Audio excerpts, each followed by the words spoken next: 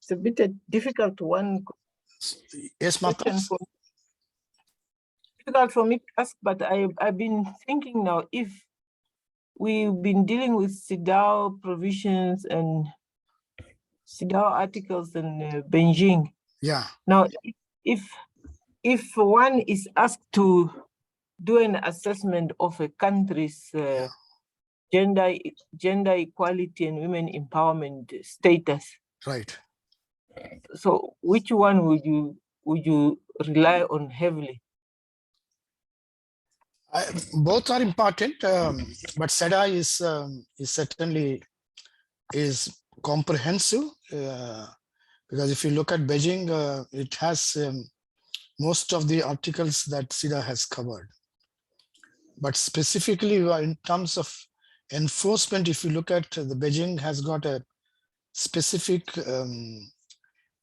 specific requirements or obligations to set up a national machinery, national planning that looks in terms of advancement of women's rights. But I would see that I do not want to say one over the other. Both are important. But if you look at in terms of, that was the reason, if you look at what we have done in the last session, there are seven provisions which are common in both Beijing and then SEDA. While SEDA has got additionally 2, and then Beijing has got more in terms of one, if I have to look at it, one of the important one, 2 important ones are, one on the girl child, the other one on the media.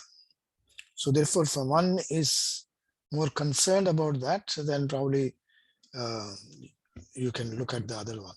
But I would not venture to say that one is more important than the other. Martha, did it answer you? Yes, it did answer. I think it did answer to rely on the common one and additional ones. Thank you, Martha. Catalina. Hi, everyone.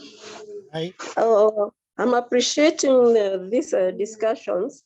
Yeah. But every day, okay, maybe it's lucky or unlucky, I meet a case of gender-based violence. Yeah. I happen to be working with a probation service in Kenya. Yeah. And then every day a defilement, an assault would be a mother. For example, I have a case of a mother assaulting a daughter who is 7 years old. Yeah. Then I just brainstorming, how can I help these people, especially the victim and also the mother, who is assaulting their child.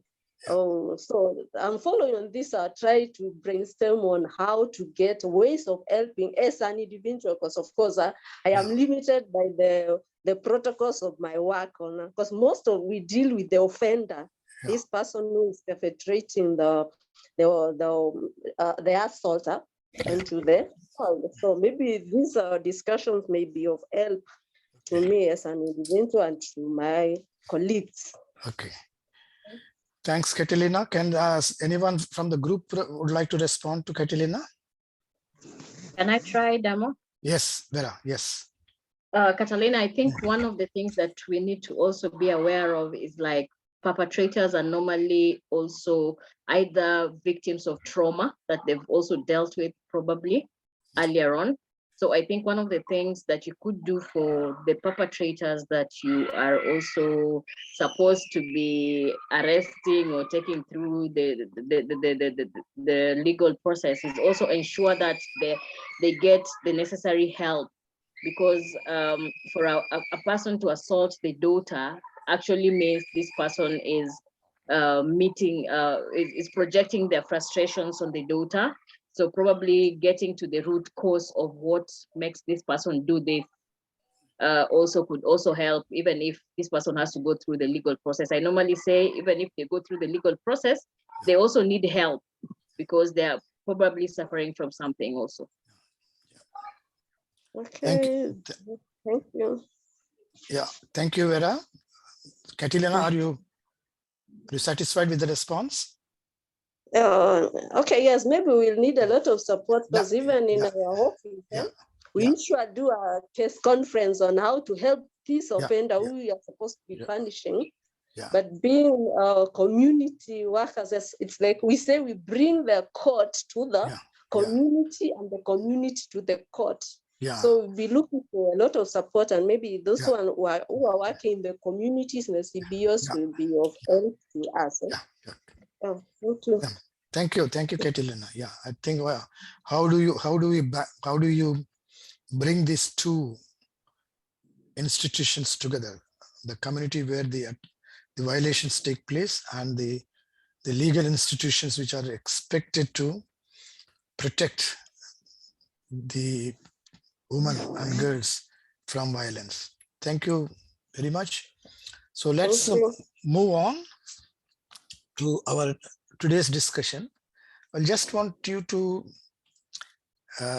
listen to this very brief video to trigger our. Fortunately, we were expecting Yvonne Stichens from Kenya to have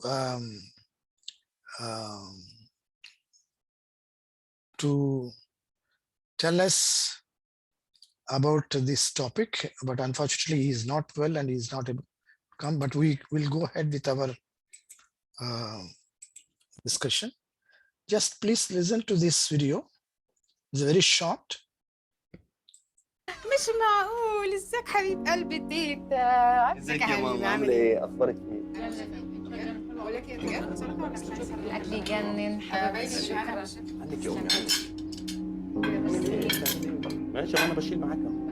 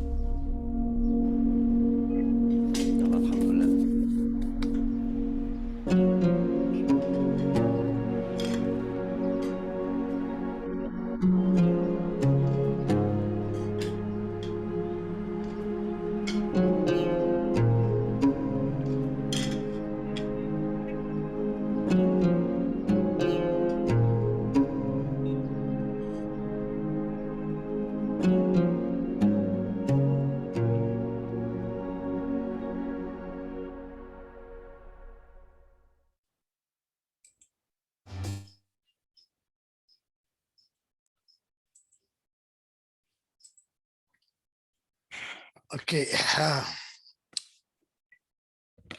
How many people resonate this?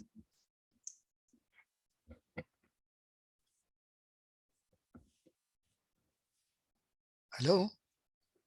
Any response? Does it resonate? Or does it represent?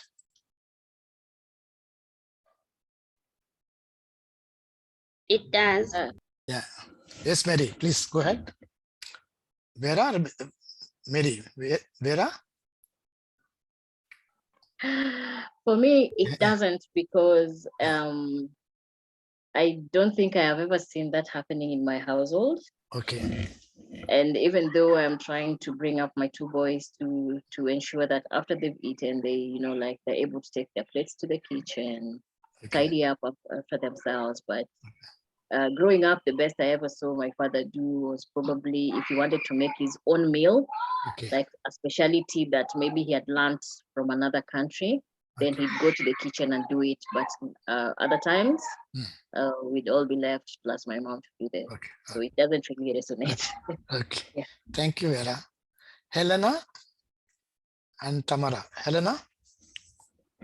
Yeah, it resonates Partially because I grew up in a home where I would see my father really help my mother with a lot of things. And Okay.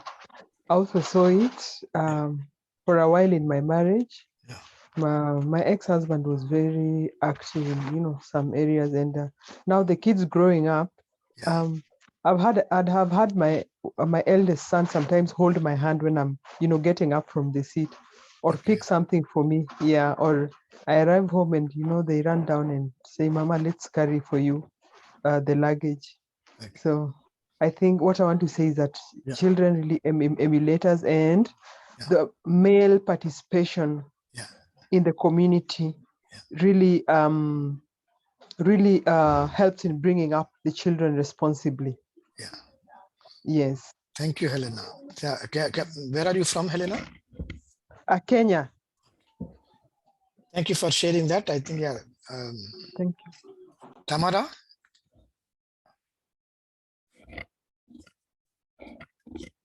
Hi. Yes. Hi. Yeah. Hi. Tamara from Malawi. Yeah. Actually, I was smiling when I was watching it because all my growing up, that's what I've gone through. Yeah. I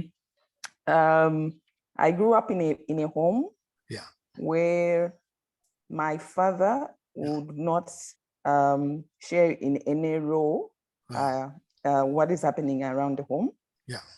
And I grew up with brothers from an extended family where they knew that they would just wake up, find food, take a bath, and then go out and come back again and find food. Yeah. So I was laughing. Yeah. I remember growing up and waiting for my dad to come back from work. Right. And we would know that when he's come back from work, he should find his tea ready. Yeah. And then he should find his slippers ready. Okay. And then when he comes, he would sit on a chair, and then you would take off the shoes and you go and put them in the bedroom. Oh. It was normal for me growing up okay. as a child. Yeah. But when I grew up, I understood that these roles have to be shared. Yeah. So I'm raising a boy. My husband is totally different. Yeah. He helps around the house. He cooks, he washes, he helps with the baby. We share responsibilities, and I'm raising a boy who is 2. Yeah. I've noted whenever I'm cleaning around the house, he comes and I don't refuse him. Okay. I let him to have the mop or the brush. Okay. And that's what I've decided to raise him in that way. Yeah. Thank you, Tamara, for sharing that. I think, so quite a contrast, from what you have been brought up and then what you are now promoting. I think that's what we need, is in terms of how do we break the conventional rules. Thank you, Tamara, for sharing that. Nokia, what is that?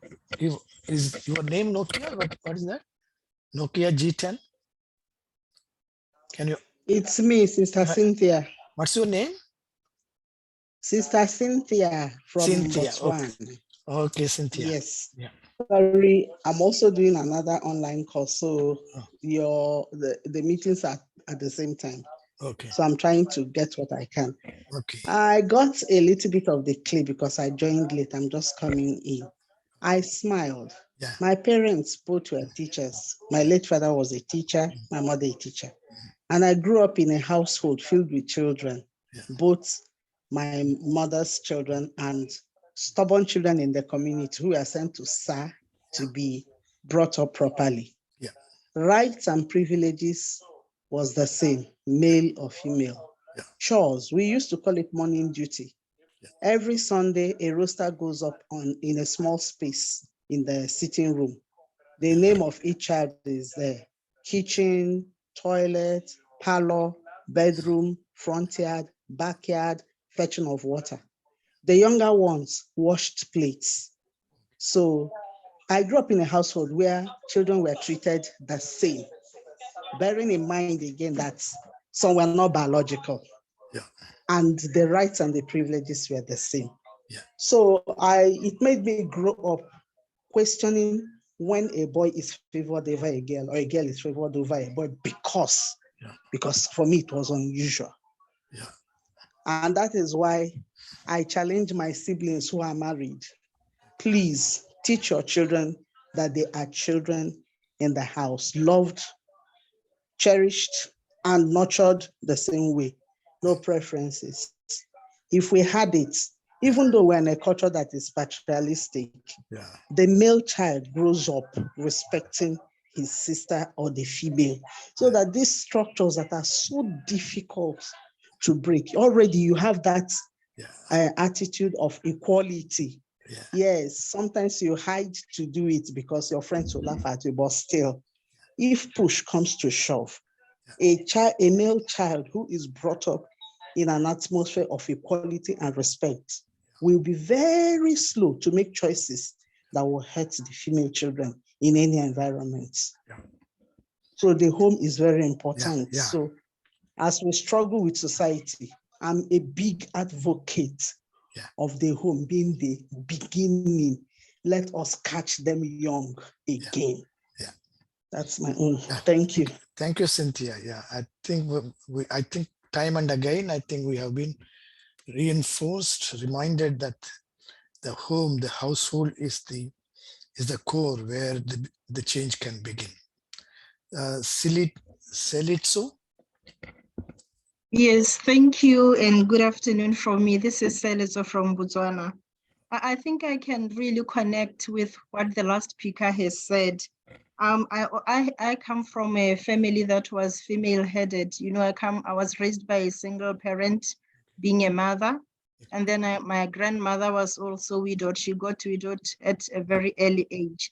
So I was accustomed to being raised by women. And you know, when there is women in the house, and you know, there's no differentiation of roles of what the boys have to do in the house and what the girls have to do. So growing up, we kind of shared chores equally in the house. But then trouble came when we grew up, because the society now, there was a lot of noise coming from outside the house. People would come in, see my brothers cooking, see my brothers doing their laundry, and then they will keep on asking, why are you boys doing this and that? Because, you know, surprisingly, we always had helpers in the house, but both my granny and my mom were adamant that once you go beyond a certain age, we do our laundry, we do the dishes, we help the house help us with the chores. But because of this noise, and the boys, especially when they got to the teen age, when they become teens, they start to differentiate, to see themselves as men in the house, and they would want to dissociate themselves from helping with the household chores. So I think it's the society that really defines what they have to do as they go beyond the teen age. But growing up, chores were shared equally. There was no, noise coming from outside. And like other colleagues have said, we grow up acclimatized to this. Trouble comes when they grow up and people outside begin to define who has to do what and who is not supposed to do what. That's my observation and my take home from the video. Thank you. Thank you, Selitso. Caroline? Thank you very much. Good afternoon from Kenya. My name is Caroline Wanza. And I'm happy. I hear most of, first, I'm happy to join the program. Thank you very much. I can resonate with the video and a lot of what people are talking about. I grew up in a military camp, and you can imagine my father would do everything else just like my mother would. And I was privileged to be brought up by a working mother. So sometimes my mother was not there to kind of prepare lunch for us, and would go home from school and find my father has cooked. So I'm lucky to have grown in a household where my father did things for us, and he made us see that chores and anything to do with the household was for everybody, not just the girl child. But then trouble began when I got married. Then I get into this new homestead, and surprise, surprise, I find this is a household with many people, 11 children. And the father, the boys of the family behave like their father. So just like somebody has said, the father comes home and sleepers are prepared and everything. This is the household I found the boy child and the man and the father is like a boss. So everything is done for them. So I have a husband who's also like a boss. So I am actually trying very hard to change the narrative in my own household, because I've grown up knowing different. So I kind of also hate actually going to my husband's place, because it's really frustrating when you're expected to be, everybody looks at you like, oh, here comes our servant. And it's really not good. And I hope I can change the narrative. I'm trying hard to change the narrative in my own home. Thank you. Thank you, Carolina, for sharing that. I think wonderful. I think, you have seen both the scenarios, and your commitment to change the present one. I think great. Presentina. Yeah, thank you. Good afternoon. Yeah. Are you hearing me? Sorry. Yes, we are. We can hear you, Presentina. Are you hearing me? Sorry.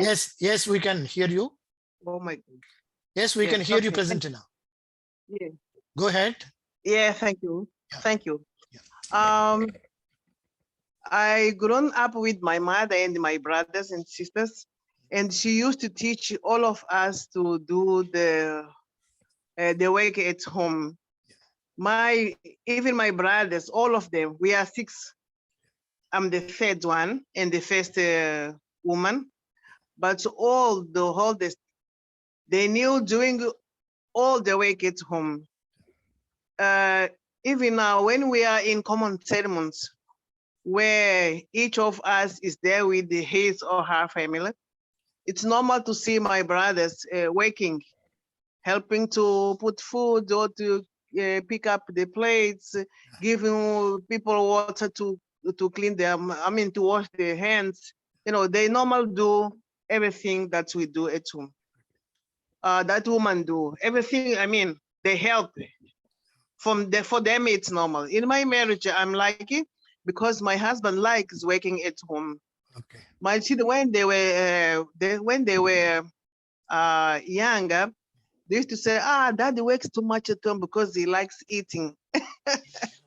But I understood that he works because he likes.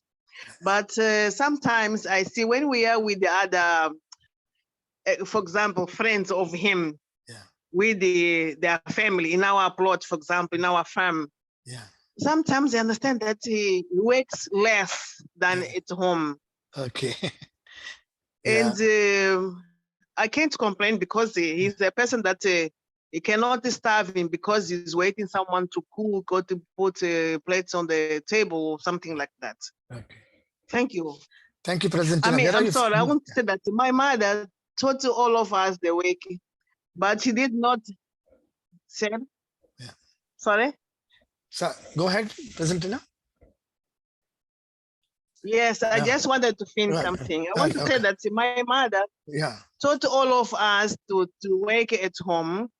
But he did not know anything about gender that time. I think I remember hearing her saying this for my brothers. You will not go to the army, to the military service with me. Please do everything here to do this and this, and so and so. Like this. Yes. Thank you. Thank you, President. Where are you from, Presentina? I'm from Mozambique. I'm sorry. I always forget to say my country. Okay. No. Good. Thank you. Thank you, Presentina. Vivian? Okay, thank you very much, Prof. This is Vivian from Kenya. And as for me, I grew up in a family where my father, when we were still young, like he could do even the chores. He could even wash us. He could even make dinner for us. But I don't know what changed all of a sudden, because when now we were teenagers, he could not do that. He could just sit, wait for us to do. But for my mother, she believes that the cause are for everyone. For I and my brother, we could do the cause irrespective of the gender. My brother can still cook even up to now. When I go home, I can sit and he cooks for us, despite the fact that he is married. But for my father, he cannot. He'll just sit there and wait for everything to be done for him. So, and when I got married, I'm lucky to find a man who is very supportive. Like, he believes the cause is for everyone. Sometimes you can come from work, maybe he comes early, you'll find he has done the household chores. He can even wash the son. So for him, he doesn't have, he believes the chores are for everyone. And so even as for me, when I'm raising my son, I'm raising him in a manner that he's supposed to know that the cause are not associated with either gender, but they are meant for everyone. So the problem comes in when I go to my in-laws' place, where they are always surprised to see when my husband washes clothes for us. And they're like, why are you letting your husband to do that? Is it because umemkalia chapati? In Kenya, we say ukalia chapati. That means like you overpower him. Like you just dictate him to do things for you. But that is not the fact. Or that is not the case. He's just doing it willingly. So it's somehow like funny because they ask, why are you letting him wash dishes? Why are you letting him mop the house? But for me, I just see it like it's a normal thing. He's doing it willingly. So we should even raise our children knowing that the cause are for everyone, because sometimes even you can be sick or you can be held up. So does it mean that the household chores will not be done because there is no one to do it? Even maybe if we don't have a house help and so on. Thank you. Thank you, Vivian. Very good. Jahrul, now let's look at in terms of male voice. And thank you. Good morning, good afternoon, good evening, every honorable participant. At first, I thank you, Mr. Damoji, to get opportunity to speak this issue. This video, good lessons, the video, I share my real experience in our project area in Bangladesh. Another topic is my real experience in my family. At first, I speak in project area. Women human rights established is very difficult. We face many barriers in our local people. In Bangladesh context, male drive society, they always think women are always live in the inside the home. The main activity is cooking, washing, house organize, and all activities. When we start closely in work and time to time, share women empowerment in their mental thinking change day by day. We engage very different local leaders such as member, chairman, elite person. They change time to time, and now we face less barrier in the local area. They day by day change about women and human rights. But another thing is in my family, we have two sons, but we have not daughter. But they when they less the time, they always share their our family work. When I work in my office, then when I two sons stay at home, they always share their mother. Someday wash the wash different type of work. They help their mother. But we are very happy. We are 4 members in our family, live in our capital city, Dhaka, Bangladesh. Now, they are very conscious about in this little time. They are conscious very empowerment, gender empowerment.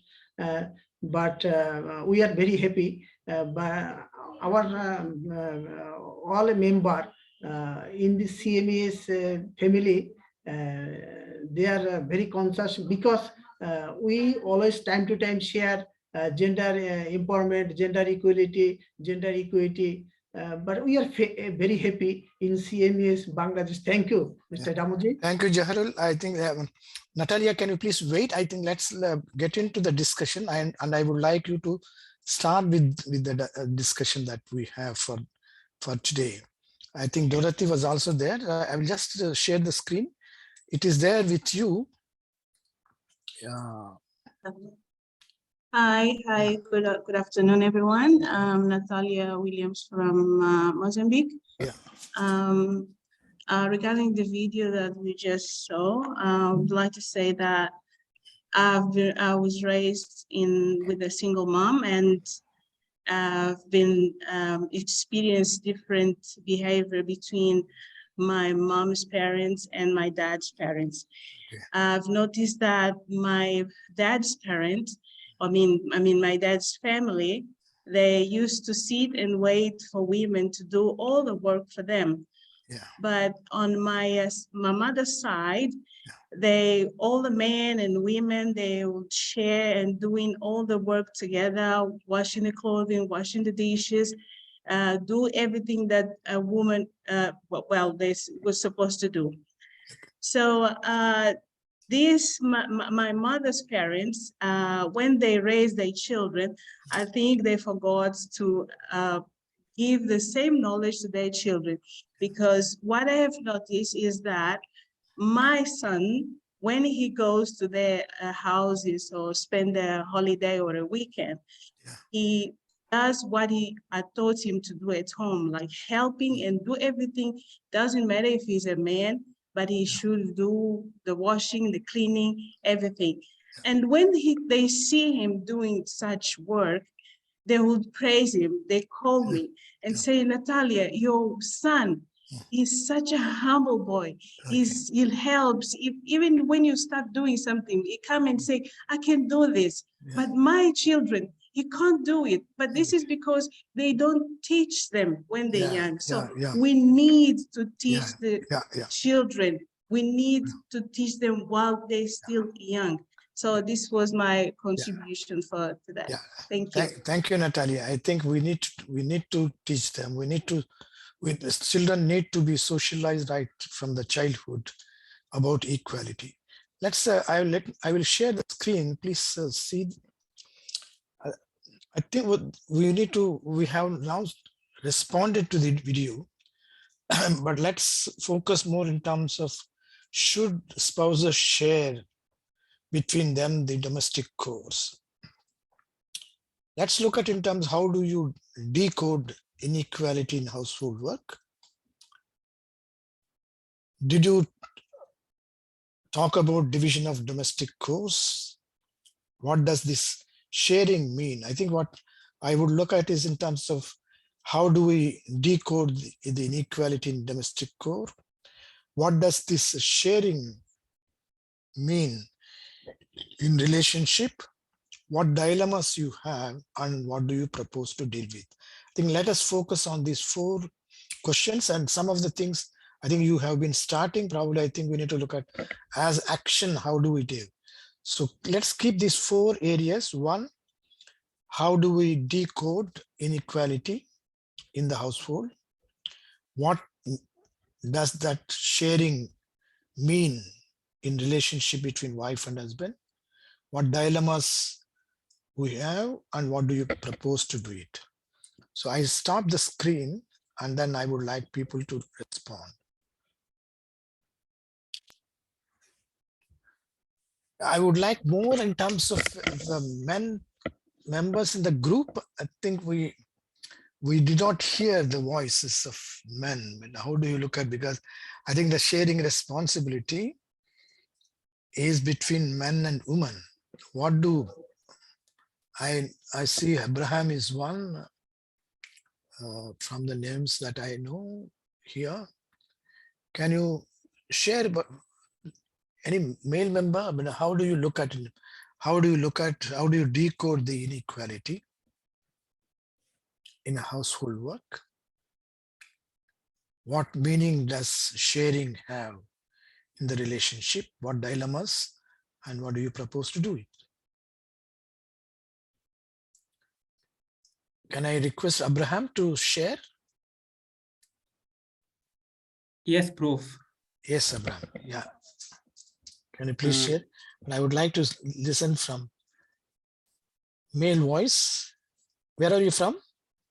I think for me, I'm from Kenya. Okay, Abraham. Yeah. For me, I come from a very indigenous community in Kenya that they hold their culture. As they have a very rich culture that I am sure if these teachings goes deeper into our community, it is going to be eradicated. I think for this issue of gender, for it to be eradicated totally, we have to change the way husband and wife behaves in the family.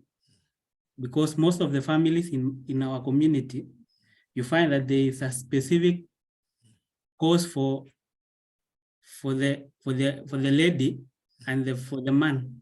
Most of the time, for the man is believed to be the person who is look for something for the family to eat. Then the woman is much involved in cooking, washing, and taking care after the household goods that are already available at the house, like looking after the cattle, goats, chicken, and everything that is all the assets that are available at home. They are left at home to be looked after by the lady. So I think even the ladies themselves in our community, they say a man is to look for what to feed the family. Then the woman is to prepare and bring the food to the table. So that's the culture. But nowadays, most of the people living in towns, they are developing. Men are involved in preparing food. Others are, when they are on leave, they look after the kids. When their mother is working somewhere, then cooking, looking after the animals. These things are going out slowly. They are being eradicated. And there is so much involvement of the Office of Gender and other NGOs who are really working in this place. I'm sure in the next some few years we shall be talking about these things and not happening in our community again. Thank you. Thank you, Abraham. Cynthia?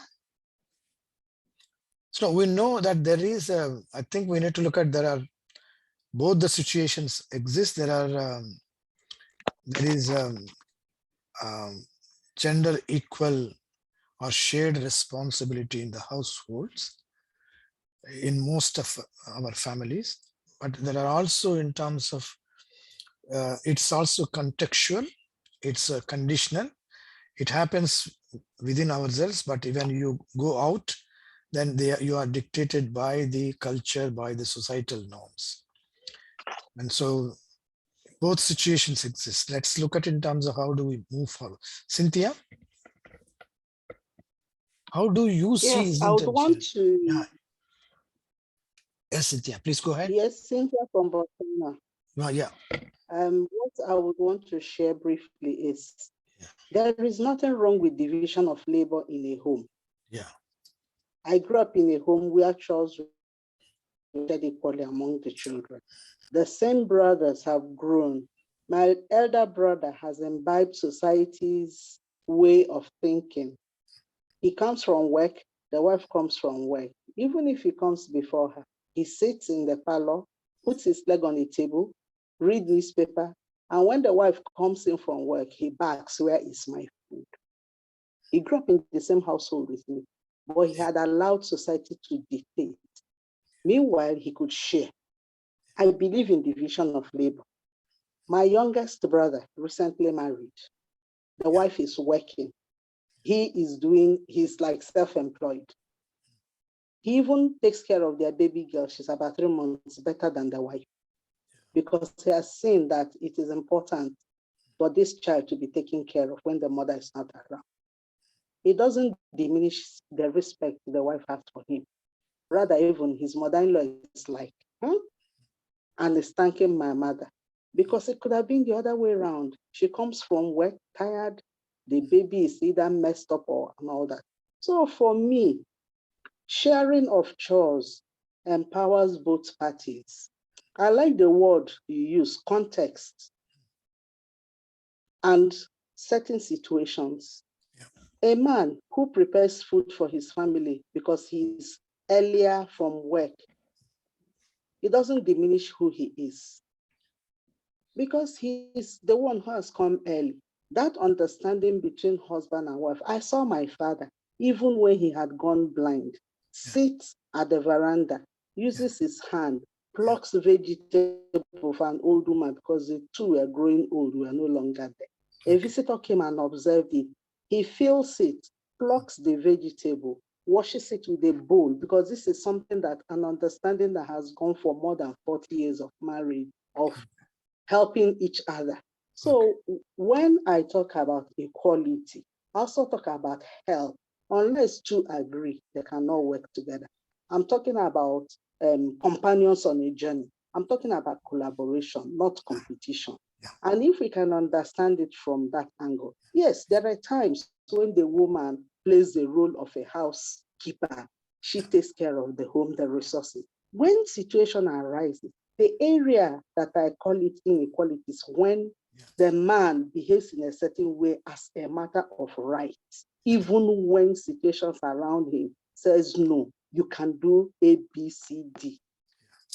It doesn't stop you from being who you are. So that is what I would like to share. Sharing of chores, division of labor. And encourage the women, when the burden is too much, speak out. Speak out.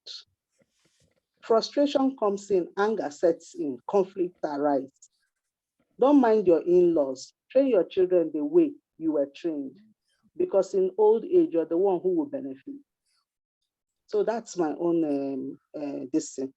Because somebody say you're a reverend sister, you're not married. I grew up in a home and I have siblings, male, female, married, and I see what happens in their homes. I encourage them. But as we try to promote gender equality, please let us not make it something like a fight or a conflict, because it's difficult to change people's mindset. But you can do that by example, listening, soft ways of telling the man, oh, help me do this. Carry the baby for me. Let me quickly make that beautiful toast you like. The following day, you don't need to ask him. He will carry the baby. And maybe you will prepare the meal. That's just my own contribution. Thank you. Thank you, Cynthia. I think you have touched on in terms of what does this sharing mean. I think it's in terms of collaboration. It's companionship between wife and husband in sharing responsibility. That's where I think the video is talking about household is a shared responsibility. It's not one doing and others enjoying. Vivian? And then yes, thank you. Yeah. So as for me, I think sharing of the household goes between a husband and a wife should be a mutual understanding. Like when you are seated, when you're talking, you discuss. And when you do it that way, like the other party will also see the need of chipping in or of helping you do some chores, because when you just keep quiet, he will just know that you're comfortable doing everything in the house. Now that the community has socialized us in a way that we believe that certain chores are for women and certain chores are for men, like the other participant was saying that for taking care of the cows is for men, and taking care of the washing and the cleaning is for women. That should change. Like, it's us, the responsibility begins with us. We should change that norm, and even in the way we are raising our kids, because when the kid is raised in a manner that understands that even I could also take care of the animals. Even personally, I used to, and I still do, take care of the animals even when I go home, because that's how I've been raised up. And I will not complain saying that, oh, brother, go and take care of the cows, go and do the milking. No, I'll do it passionately because I was raised up in that manner. And when I got married, at first, my husband also used to just sit, but now when we are seated, when you're talking, I used to tell him, okay, there is this need when I'm doing this, could you please help me do this? So nowadays it has just become a very, like a routine to him. I will not ask him because we sat down, discussed, had a mutual understanding, saying that these things about sharing, it's not that I'm forcing you to do this. It's not that you look at how the society socialized us. We are coming from work, all of us, everyone is tired. So could you just please help me do this? While I'm cooking, could you please do 1, 2, 3? And nowadays, it's just normal to him. He could just take the baby, wash him. He could just even wash the clothes without even me asking him, because that changed the normality that was there, that he's just supposed to sit down. A dilemma is this community thing, or the socialization of the community. Just the way I was saying, when you go back to your in-laws, they don't take it like a normal thing. They see him like, this person must be mad, or this person must be inferior to the wife. And that is not the case, because even him, he is not afraid of doing it, saying that, how will the community take it? No, he just does it. So the in-laws are the one who will be asking you. And I'll tell them, no, it's the way we sit down and the way we agreed with him. So I'm not forcing him. He's doing it out of his own will. So when we do that, and how it should be done, like we raise our kids in the community knowing that this thing should be shared. It should not just be for one gender. And also, if maybe one day or one time we could include this gender thing in the syllabus, it will help, because now everyone will be growing up having the same information, or having the same knowledge, and knowing that, okay, it's the responsibility of everyone to do this and that, and not just for associated with a certain gender. Thank you. Thank you, Vivian. That is wonderful. I think it has to become normal. It has to become a normal condition in any household. I think that's where we need to look at in terms of how do you bring this generational gap. I think that's something that probably we need to look at. I think you need to set example. That's what Vivian is saying. You need to set example. You may have different strategies to enable the sharing of responsibility. I think each person, each woman within the household can better manage this. And I think what it has to become, I think it may start as something which is not normal, but it becomes the normal. I think that's what we are looking for. Messaggio and then Catalina.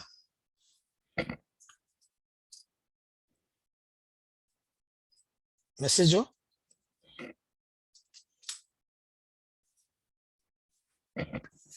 Go ahead, Messaggio. Yes, thank you.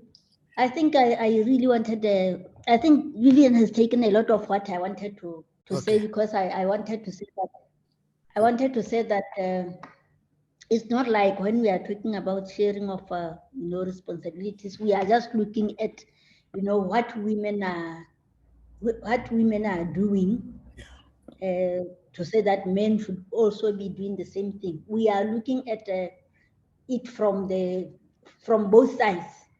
As we were discussing, I was just like thinking to say, for instance, me, if you take me to the cattle post, to the farm where animals are, when I go there, I become very, very useless because it's something that I've never, been exposed to.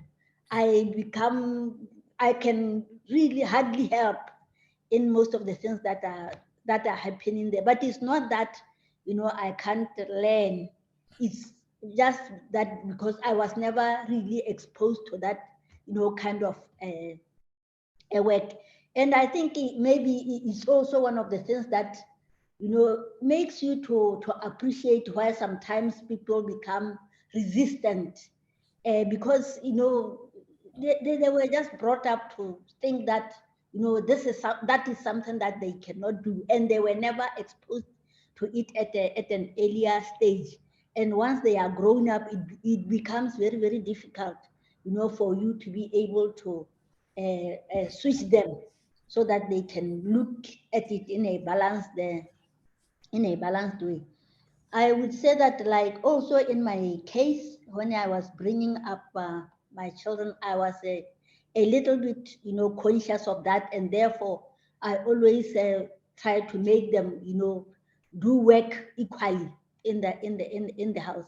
And as a result, my son is somebody who likes cooking, and he cooks for us, he cleans, and sometimes he does it even much better than my girl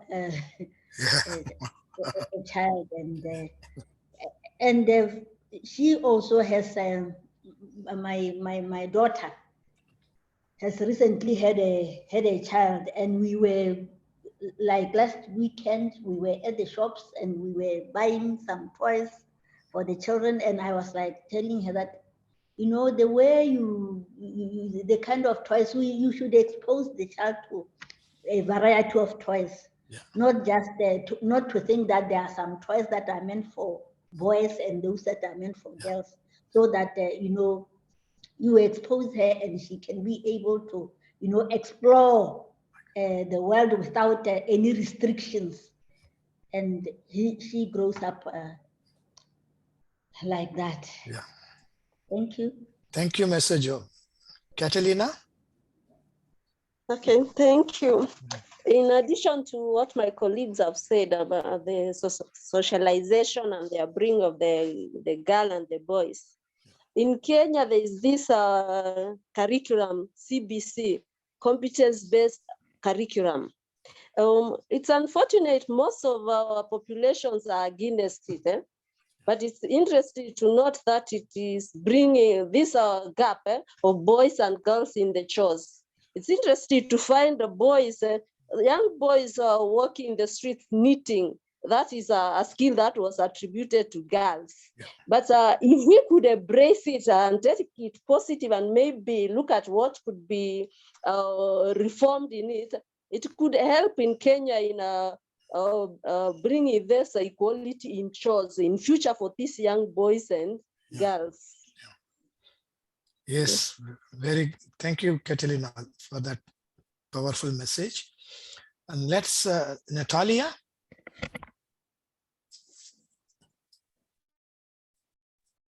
Yes, once again, I just want to share a bit of regarding this issue. For a long time, the obligation related to domestic and child care, it has been considered as, and still now, a responsibility of women. And even with the passing of lots of years, with the increase of insertion in a labor market, women they are still required to assume the task that corresponded to the private sphere, and the work issue of division of space and activity that women must assume is so strong and evident that it raises the question of the importance of a man before the domestic space, because he is the public sphere. However, he needs women to assume primary domestic tasks, So being supported in a relationship is so essential, because it is one of the most important factors of building a stable relationship. So we really need supportive to each other. Thank you. Thank you, Natalia. I think that you have emphasized two things. I think one is in terms of when we talk about shared responsibility, I think what you raised in terms of, we are not only talking about private sphere, but we are also talking about public sphere, because after all, the public is representative of what happens in the private. So how do we change this narrative in the public, that the responsibility are shared without any stereotypical attitude? I think that's where I think one. The second one, I think, which is in terms of when you talk, what does this mean in terms of relationship? I think you brought in terms of stable relationship. I think the shared responsibility is one source of enabling stable relationship. Thank you, Natalia, for sharing that. Elizabeth, I think, Elizabeth, when you say, please share, and then also, yeah, I will come back. Yes, Elizabeth.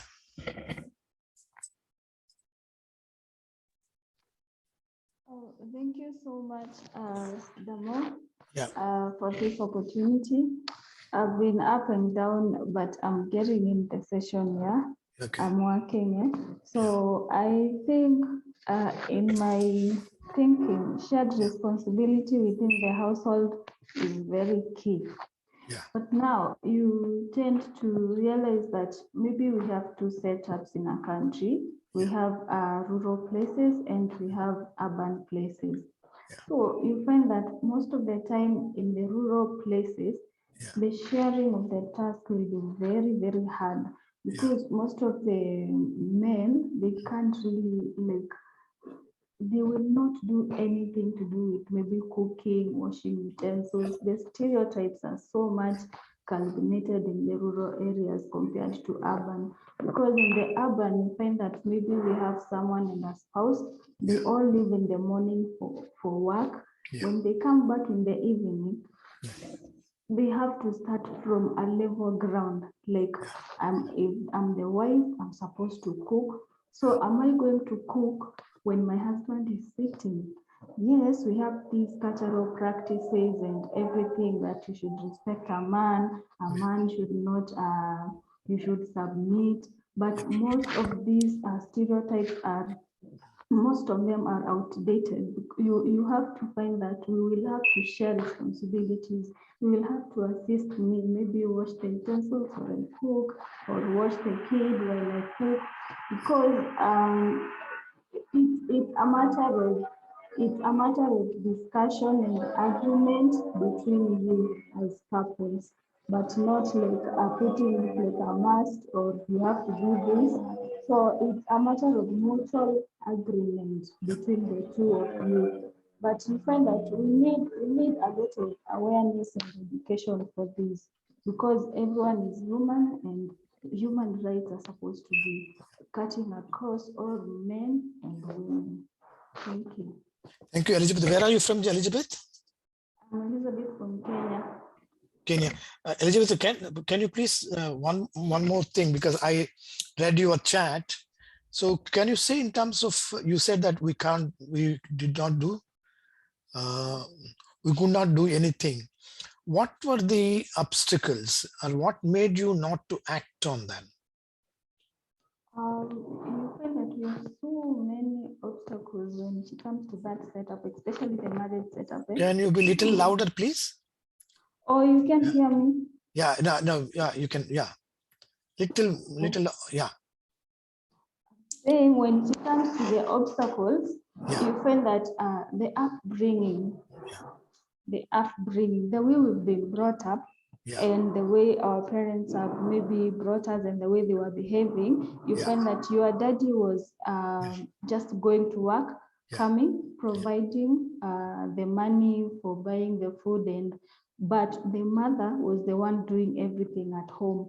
You find that when you come and start your own family, you'll at least you have that background, like a man is supposed to provide and the woman is supposed to maybe carry out the house chores and maybe bring up the children. So you find that most of the time the obstacles come from our upbringing, the cultural beliefs, the stereotypes, and lack of awareness. Because you find that if you are not educated enough, if you don't know your rights, if you don't know the rights of the other person, you will not come up, you will not agree on something, and that you'll find out that as a woman you are going to maybe get overloaded. You are working at home, you are working in the office, and you find that lack of awareness and education is also one of the obstacles. Yeah, but that's Elizabeth, that do you have a dilemma? Because you were talking about bringing up. So the way you were brought up, do you still hold a dilemma whether to promote shared responsibility? Okay, yeah, according to me, okay, I have that part, that small part that maybe I have a dilemma, but the other huge part is that I'm well educated, I know my rights, I know how maybe to sit and we agree, we come up with, you have to do this, I have to do this, you see, we are both working, we have to raise our family in this way, and in future we wouldn't like to see maybe our girl child being overburdened by this work and by this boy. Again, you wouldn't like to see like your boy child maybe doing less when it comes to assisting each other. So at some point we may have some dilemmas, because you find that if you try to maybe put your spouse down and maybe tell him like, I want you to help me, they will always say like, you're being bossy, you're being unrealistic, you're not being submissive, you know your duty is to do everything. Yeah, at some point we have some dilemmas in ourselves. Yeah. Thank you, Elizabeth. Nelly and then Veronica. Nelly Munge. Yes, thank you so much. I love the discussion. I think first we have to agree that the change will take long, and the change may be faced. Why I say that? Because where I work, one of the communities we address is in one of the indigenous or marginal communities in West Pokot. And when we talk to men about this, and they, first of all, yes, they agreed that they can support the women in maybe taking care of the children, but they gave condition. One of the conditions they asked is that they can only take care of the children if they are clean. They don't want to take care of, their unclean babies. So I'm saying that it will take long, and slowly it will be eradicated, but it's going to be faced. But then the other side of it is most of the time these women are actually the providers of the home. You find that they're in polygamous marriages. The man cannot provide for the 3 or 4 wives he has married. So the woman is the one actually bringing the money in the home, but yet she is the provider, but she is still experiencing so many gender inequalities. So that's why I think my argument is we are making progress, but it's gonna take a little more time for this to change. Back to you, Prof. Thank you. So what type of obstacles you see, Nelly? Or do you have any dilemmas yourself? Oh, personally, I don't think, I think I'm more of most of the women here. I live in an urban area. I know my rights. I think what I can say is when a woman understands what she wants, she's able to direct the man. Because I have myself in many situations where I raise something with my husband and I'm still the solution provider. It hasn't occurred to him in any way. Like the yeah, he has missed it totally. So I need to raise the problem and give the solution, or what I think needs to be done about certain tasks. Thanks, and over. Thank you, Nelly. Where are you from, Nelly? I'm from Kenya. Yes, Veronica. Yeah, I'm Veronica from Kenya also. Okay. I'll give a case of my husband. When we got married 10 years, we married for 10 years, it's like he could never do any household chores. And his father told him that is not work for men, it is for women, and him, he has to provide them. I should never lack anything because that is what him as a man to do.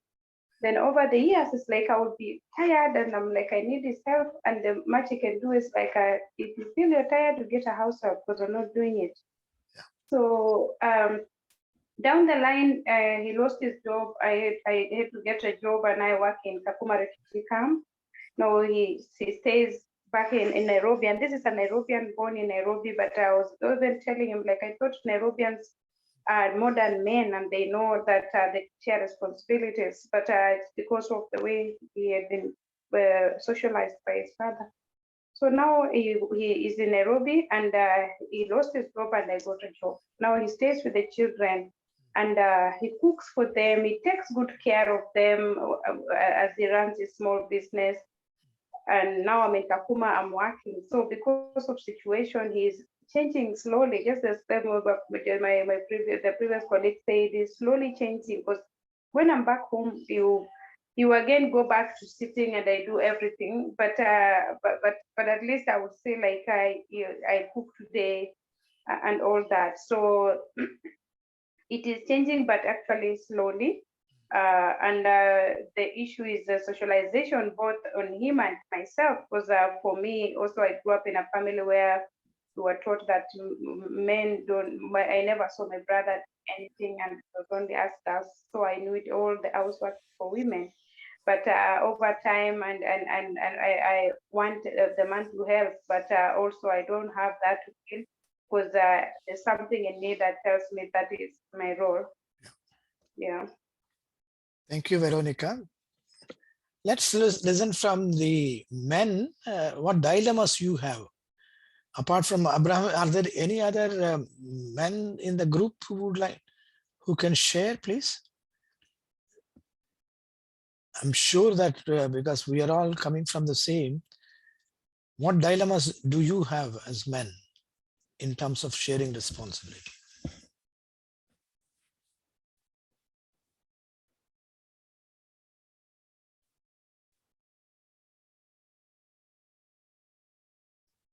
Are there other men other than Abraham in the group? I can't make out from the names except Abraham. Amit?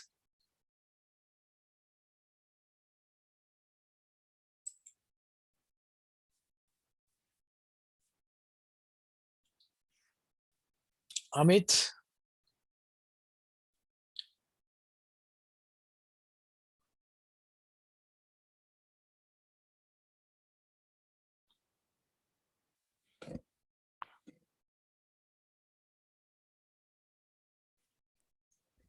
Prof, maybe if I can. Yes, Abraham. Thank you. Yeah.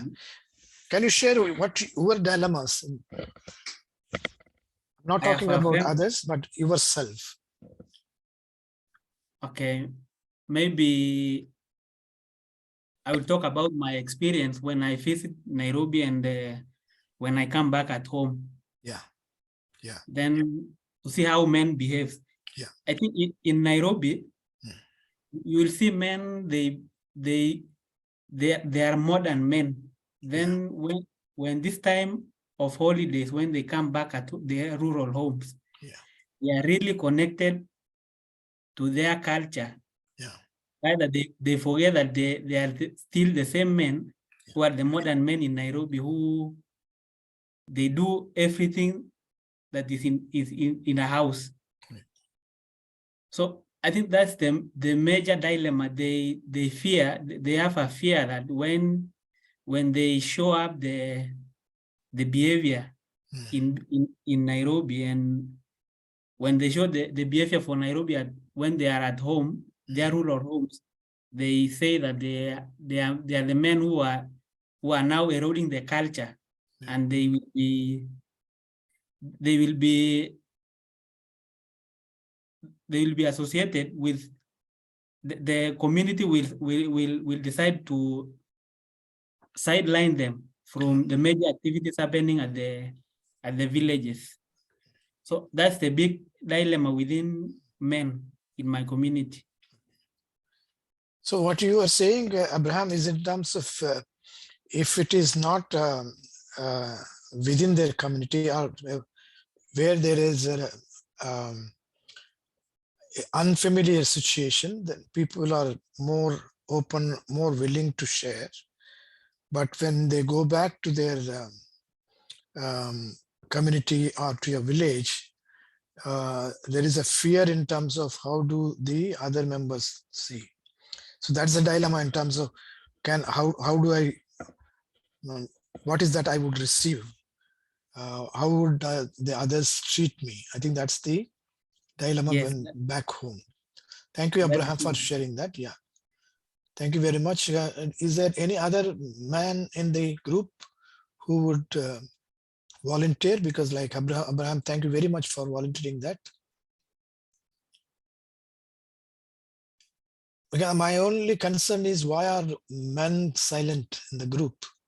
Because we have been seeing more women are more vocal in terms of saying what is happening. But men seem to be silent. Is in terms of even talking about itself is an obstacle. Jahrul said, but Jahrul did not talk much about it. Yes, Nelly Munge. Thank you, Damuji. I'm looking, Jackie, I'm looking more men. Would you share? You can share afterwards, Jackie, just a few minutes in terms of, are there any other men in the group who would share your own initiatives or your own dilemmas? Thank you very much, Damuji, asking for me. Men have taken a part of significant cultural and political response to feminism within each wave of the movement.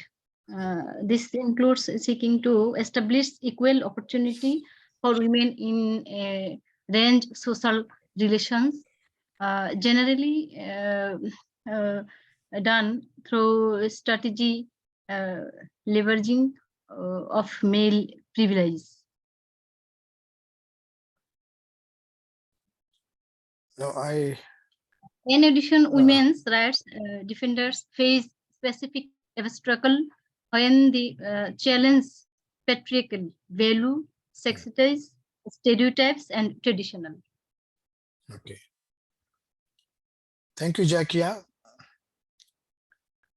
Thank you, Damuji. Okay, yeah. Dorothy, because you earlier you raised and then you went back. Dorothy, you have anything to share?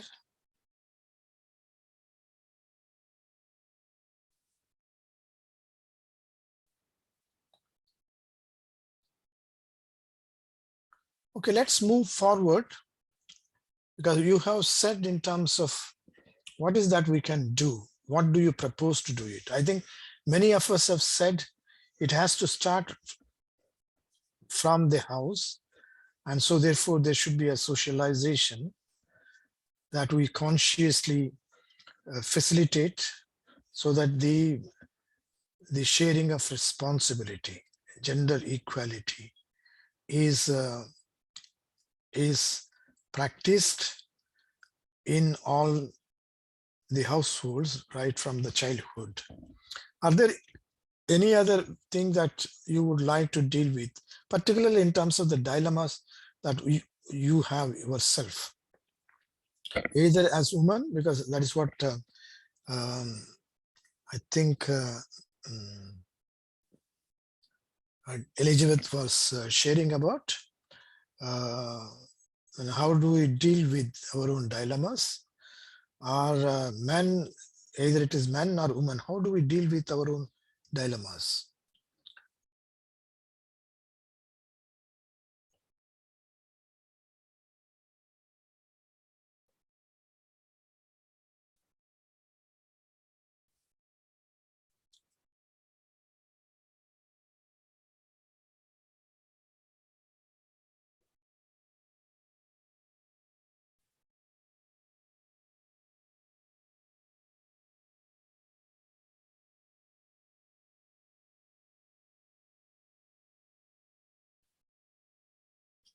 I think Vivian has given a good proposition in terms of when you have long holidays, taking children to the rural areas and show in terms of as setting example, showing examples how the course can be actioned. That's a good suggestion, Vivian.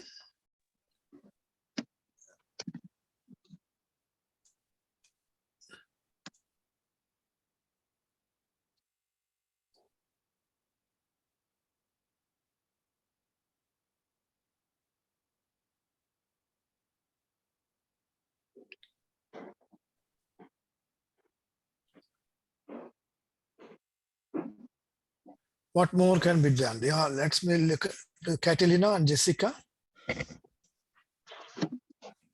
Okay, thank you very much. Good morning, good afternoon. My name is Jessica. I want to make an observation that traditionally there was a clear division of labor between men and women in societies, where women performed most of the domestic chores, like cooking, cleaning, taking care of the child, etc., etc. And this is well reflected in rural areas, especially in Kenya. And there is ample empirical evidence to show that. But we are saying that this gender laws or division of task is highly dynamic, and it is changing from one household to another, from one community to another, and from rural areas to urban areas, as has been said by the very many persons that have participated. So because things are changing in a dynamic way, and we see that these gender laws are changing, especially in the urban areas, as has already been said, then we are saying that we are making inroads in changing this gender division of task. And therefore we should go ahead and take these examples so that you can be able to change these gender norms in a gradual way. As Neri has said, in some communities in Kenya, and you know that 80% of rural households, or 80% of households are in rural areas compared with the urban areas, where these norms are highly practiced. And you cannot change them overnight. You cannot change our people's traditions overnight. So what I'm saying is that they will take time to change, but the few people, the few households, the few men, the few areas where you have gotten shared responsibilities can act as examples in which we can use them to change. But it will take time. It will be a gradual process. We say Rome was not constructed in a day. And when you look at the theory of social change, it took time. It has to take time until we reach a stage where there will be a tipping point. But the people that will make these inroads are now the people who are living in the urban areas. They work with other men, allies in the rural areas to make the gradual changes that will eventually make the community, from the outside to the community, to change their practices. That's my contribution. Thank you, Jessica. I think we need to, very well said in terms of how do we take it forward.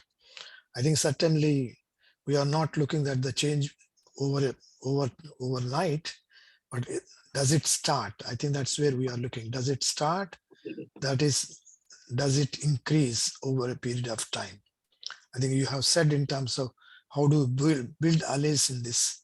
Thank you very much. And then before I can ask Chanda and Catalina, Caroline, can you share in terms of your conversation with another group? I read in your chat, Caroline. Can you share with us the conversation that you had with another group? Oh, thank you so much, Prof. I was just sharing what the interesting conversations were, and I've written some of that in the chat. And if you allow me, I can just read quickly. Yes. What the comments were. Okay. They would ask, will I get paid? So apparently they assume that if you're doing something at home, then you actually want to get paid for that. But it is amusing that when it's a woman doing that, it's sort of their duty. It's sort of what they're supposed to be doing. And then another person actually had to say, will my wife still cook and wash when she comes from work? And I wondered, I mean, what would the man be doing at home if not helping with these kind of things, such that he still expects, if he's a house husband, that the wife will still come and cook and wash? Puzzles me. And then there was another one. So how will I, a whole man, sit with fellow men and I say I request my wife to give me pocket money? So it's kind of considered a shame if a man is just sitting around or being a house husband, maybe for one reason or another. And if it is the woman carrying out the duties that the man is supposed to carry out, and in this case, I'm looking at the man as the head of the household and being a provider, they actually finding it quite shaming that they are not able to provide for their families.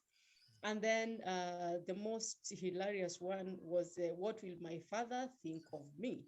So can you imagine, a son sitting there and, the father has nothing to write home about? Well, they say, my son is a house husband, my son does not do 1, 2, 3 things like other men. My son actually does 1, 2, 3 things in the house. And, it's considered like, the wife has taken over. The wife is ruling. So it's as though the father did not do a good job raising a man. And by man, I'm emphasizing, this man should not be lowered down to, and I say lowered down in quotes, because that's what it is thought to be, that a man who does these things is not man enough. He's actually doing what women should be doing. That's what it was. Thank you, Caroline, for sharing that. Caroline, where are you from? I'm from Kenya, Nairobi. Thank you, Caroline. I think that's what you get. See, it also reflects the insecurity, insecurity that one feels in terms of any change is resisted because of the insecurity, because of the fear of consequences. Let us Chanda and then Catalina. Chanda Manda. All right. Okay. Hi, my name is Chanda Manda from Malawi. Okay. So far I got disconnected, but I wanted to comment on what can be done to ensure that these responsibilities are distributed equally in the households or among spouses. The first thing that I wanted to truly comment was on the issue of transforming social norms through male engagement, use of male champions. I've heard some examples from the group and from even my own experience that there are men who are really doing well. They are able to help their spouses and they're able to share responsibilities at household level. So if we can actively involve those men to reach out to other men and then talk to them and discuss these issues, I think there could be a positive change. Because from my experience, when I was attending a certain training in South Africa, the men said, we do not know that this is wrong. We think that women enjoy doing this. Therefore, we don't need to take it from them. So there are some people who are doing these things innocently. So they need to be transformed, they need to be taught. The other thing that I wanted to recommend is we need to empower women to the extent that they are able to speak out, to negotiate with the men that this is too much for me, would you help me? Because most of the time that I feel like women find it very difficult to tell their husband or their partner that I need help. They think maybe they'll be complaining, maybe they'll not be white material enough, maybe they'll be called raised people. So I really feel like women should be empowered to speak out on how they feel and how they want things to be done at household level. The last comment that I wanted to say was on engagement of influential leaders to speak on this issue. This issue needs to be inclusive in various platforms, including churches where there are mosques. They need to talk about these things because churches and mosques, religious meetings are areas where so many people meet, and we can be able to reach so many people if we use these people, those that are available. So another example that I wanted to give is I was asking my own fiancé, like, why don't you help me with house chores at home? Why do you lead me to do this? Yet we all knock off at the same time. We are all tired. And he was like, I thought that's what you like. I thought you like to be romantic in that way. Maybe you don't need my help. So that's why I was saying maybe we need more sensitization on this extensive sensitization, awareness. The boys should be aware that when we do these house shows, it doesn't mean that we are happy or we like doing them, but we do them because we think they cannot help us with this. So that's the comment that I wanted to make. Thank you, Chanda. Thank you, Chanda. That was very good in terms of how do we look at in terms of what for bringing this change. Catalina, I think with that, I think we should close. Catalina? Okay, thank you. I just wanted to notice that this application or double standards when you talk about this job. Men will want to be paid for cooking, for washing, and for doing everything that the woman has been doing at home without any pay. And then someone will go to work, be paid, and come back and do the house chores without pay. When you go to the hotels and in the other industries that are paying, the people are cleaning, washing, making beds for visitors will be men, and they will be paid. So something needs to be done about these double standards. Yeah. Thank you, Catalina. I think we need to look at, there are possibilities, there are dilemmas, there are hurdles. We need to look at how do we move forward. With Priska, and then we need to end with after that. Priska, what are your comments?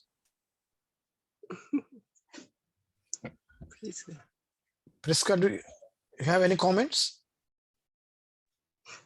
Okay, all I can say is maybe in the school level, like the teachers can also socialize the young ones to know that they can share the roles. Yes, I think that can also be done in the primary level in schools. Thank you. Where are you from, Priska? Kenya. Okay. Yeah, I think thank you very much for I think we have looked in terms of there are examples set in some families. There are situations where it is possible to do it, but at the same time, there are also obstacles which are one's own dilemmas as well as in terms of the cultural, societal response. So, however, I think what we are looking at is how do we initiate the change at the household level? How do we socialize people? How do we involve men? Now, how do we spread this message to others? I think that. Thank you very much for that. We'll meet tomorrow. Tomorrow we are going to discuss in terms of freedom of choice in matters concerning their lives for women. I think that we'll talk about tomorrow. We'll meet at the same time. Thank you very much for your participation. See you tomorrow at the same time. See you tomorrow. Yeah. Thank you. Bye. Yeah.